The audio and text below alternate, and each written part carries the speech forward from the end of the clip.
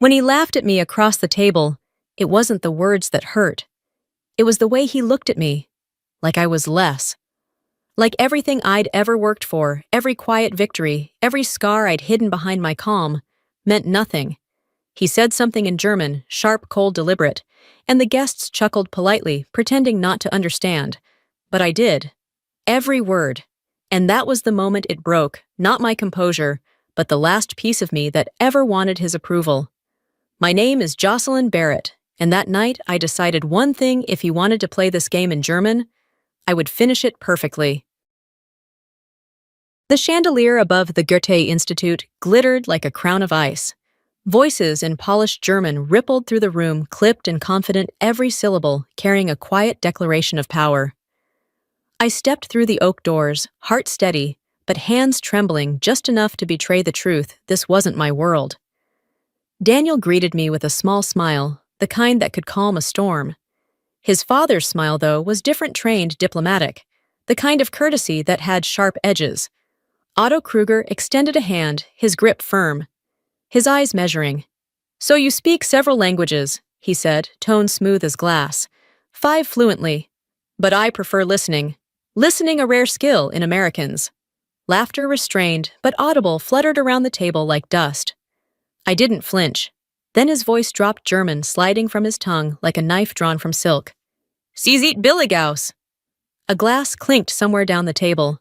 The air grew still heavy with the weight of pretense.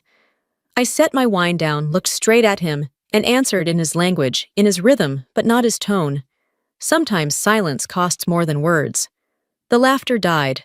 The only sound was a fork slipping from someone's hand. Otto froze, surprise flickering across his face. "To understanding," I said softly, raising my glass, before I took a slow sip. Outside, snow began to fall. Each flake shimmered beneath the streetlight like a quiet applause. He hadn't just insulted me, he'd underestimated me. And that, I thought, was the wound that would never quite stop bleeding. The apartment sat quiet on the hill above Denver, its windows fogged by the cold. I dropped my purse on the counter and stood still for a long moment, the silence pressing against my ribs. My mother used to say that language was the map of the soul. Maybe that's why hers never stopped echoing, even 10 years after she was gone. I pulled the old wooden box from the top shelf of my closet. Inside were the letters she'd written before her hands began to tremble from illness, faded paper, careful script. Every line a fragment of the woman who raised me to find truth in words. I opened one. The ink had bled into the page, but I could still make out the German. Bosnia, 1995. A German soldier pulled me from the rubble. His name was Otto. His eyes were kind but tired. My breath caught. Otto Kruger. The man who had humiliated me last night was the same man who had once saved my mother's life. I took out the photograph folded between the pages, my mother in her field uniform, standing beside a young German soldier. He was smiling faintly. She wasn't. Her eyes were already looking somewhere beyond him, maybe toward the future I was now living. You saved her once, I thought. But somewhere along the way, you lost the man she met. The snow outside thickened, wrapping the city in silence. I pressed the letter to my chest. The same language that had saved her had been used to wound me. Respect, I realized, isn't inherited. It's chosen one word at a time. The next morning, the hum of the university felt colder than usual. I was grading papers when my phone buzzed, an email from a contact at the State Department. FYI, Kruger requested your personnel file. My stomach tightened. I clicked the attachment, scrolling past years of service records, evaluations, commendations. At the bottom, a note written in red ink: civilian consultant. Limited pedigree. The words stung more than I wanted to admit. I leaned back in my chair and let out a short, bitter laugh. So that's it. He wasn't content with insulting me in public. Now he wanted proof I didn't belong. That evening, Daniel showed up at my door. He looked exhausted. "He just wants to protect the family's reputation," he said quietly. "By destroying mine?" I asked. He didn't answer. When he left, I sat for a while in the half-light, the city humming below. Then I pulled open my desk drawer and took out a thick folder stamped with the NATO insignia documentation, from the 2020 Humanitarian Summit in Brussels. I had been chief interpreter for the German-Ukrainian delegation. Halfway through the report, one line stood out. Interpreter Barrett prevented diplomatic collapse due to mistranslation, and beneath it, the signature of the man I'd just confronted, O. Kruger. He had once trusted my words to correct his own. He just didn't know it. I traced the signature with my finger and wrote in my notebook almost without thinking. He used to represent a country. I represent conscience. Outside the window, the snow had begun to melt. Water traced thin paths down the glass. Whatever waited ahead, it wouldn't be revenge. It would be a test of whether I could defend my own dignity without losing the grace my mother left behind. The invitation arrived in a cream envelope embossed with gold lettering that shimmered beneath the morning light. Denver Foreign Policy Club. Dinner in honor of Ambassador Otto Kruger. When Daniel called, his tone was almost rehearsed. He wants to clear the air. I didn't hesitate. Clear it or control it. I went anyway. The navy dress felt heavier that night, the air thicker. Inside the ballroom, chandeliers hung like frozen constellations, their light bouncing off polished silver and ambition. Along the walls were portraits of men who had shaped the world. I knew Otto wanted to shape me, too. Reshape me maybe into something quieter. He sat at the head of the table, glass raised, smiling, as if nothing had ever cracked between us. Tonight we celebrate diplomacy, the art of choosing words that never offend. Laughter swept through the room like smoke. Then his eyes found mine. And we have a linguist among us, Miss Barrett. You must know how to weaponize language. Only to defend, I replied, letting the words hang just long enough. He leaned toward another German guest voice, low. She speaks like a machine, precise, no soul. I set my glass down steady. In perfect German, I answered softly, quoting Goethe. Sprache ist die Kleidung des Denkens. Language is the clothing of thought. Silence. Forks froze midair. At the far end, a scholar studied me. Barrett, NATO interpreter. Yes. The 2020 conference. I nodded once. Otto's jaw clenched, his knuckles whitening around his glass. He remembered. After dinner, he summoned me to his study. The room reeked of history maps, medals, and dust polished into pride. He poured himself whiskey, didn't offer me any. You embarrassed me in front of my peers. No, ambassador. You embarrassed yourself. I only refused to translate your arrogance. You're quick with words. That's why you should have chosen yours carefully. The quiet stretched until it ached. Then he asked, low and certain, have we met before? Not me, I said, but you met my mother. He blinked as if hearing a name he hadn't spoken in years. I left the untouched glass on his desk and walked out spine straight, heart steady. Outside, snow blanketed the city in white firelight. I looked back at the glowing windows. He's not my enemy, I thought. He's a test to see if I can stay kind while standing tall.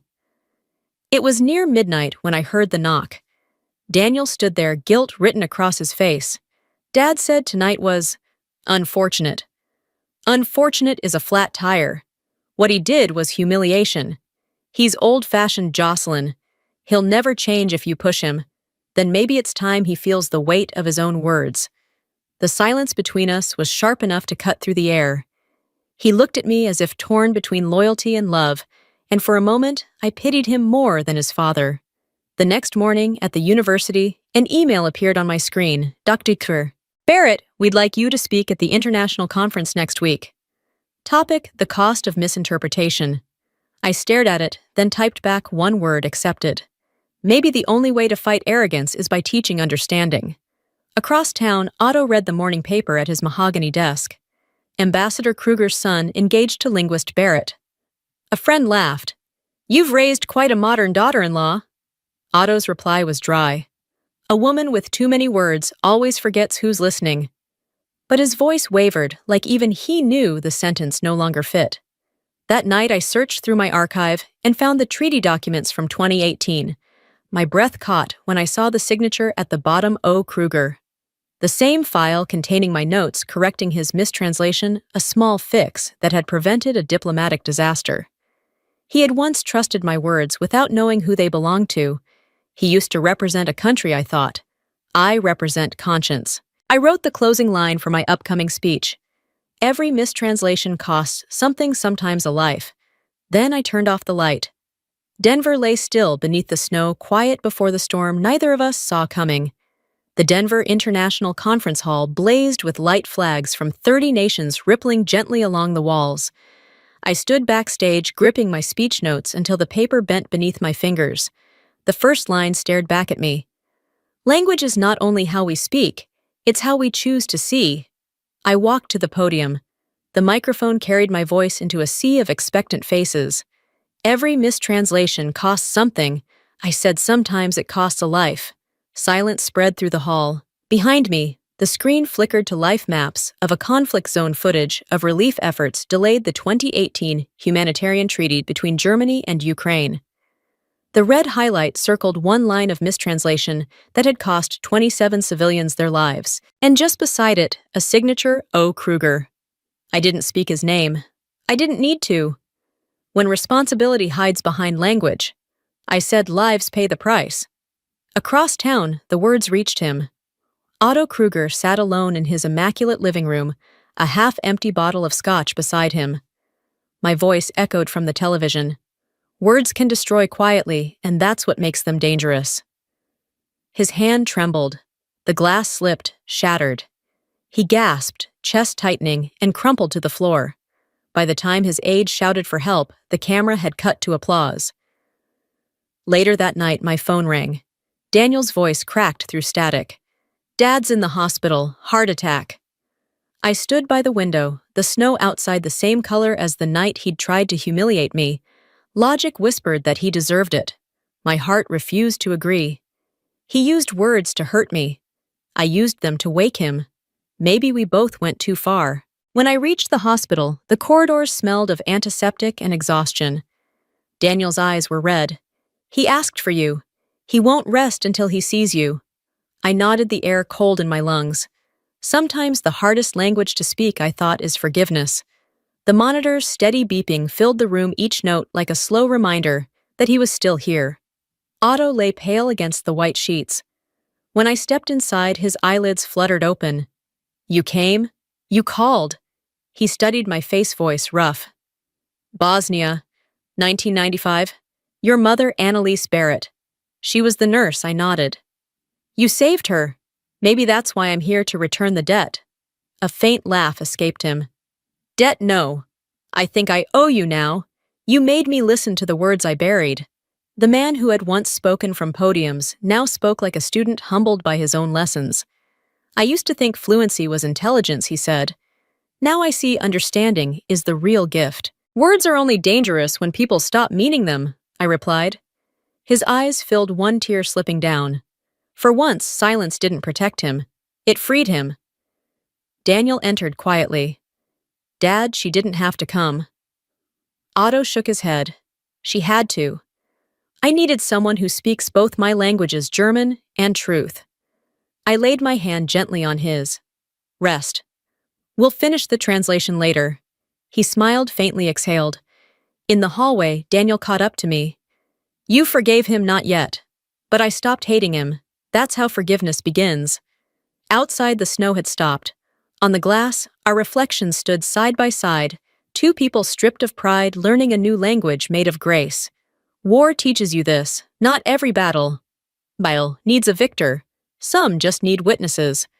A month after Otto's release from the hospital, a heavy envelope arrived in my mailbox, its silver-embossed letters catching the morning sun. Denver Peace Institute, Gala Dinner, hosted by Ambassador Otto Kruger. Beneath the formal print, a line written in shaky handwriting read, "For reconciliation, not reputation." I read it twice before placing it on the counter. When the night came, I chose no gown, no uniform, just a simple navy dress, the color that had followed me through every quiet battle of my life. Daniel waited at the entrance, nervous but hopeful. "He's different, Jocelyn. We'll see if words mean more than gestures." I told him. The ballroom shimmered with gold light and murmured voices. Diplomats, scholars, and reporters filled the room. Then Otto stepped onto the stage microphone, trembling slightly in his hand. His tone held no grandeur, only the humility of a man relearning how to speak honestly. A few weeks ago, I watched a woman on television remind the world that words can kill, and also heal. He began. I realized I have been fluent in languages, but illiterate in humility. He turned toward me. Ladies and gentlemen, this is Dr. Sir Jocelyn Barrett, the linguist who reminded me that understanding is the highest form of intelligence. Applause rippled through the hall, soft at first, then rising. I felt tears sting my eyes. Not pride, not vindication, but something gentler. The man who once used words to wound, now used them to honor.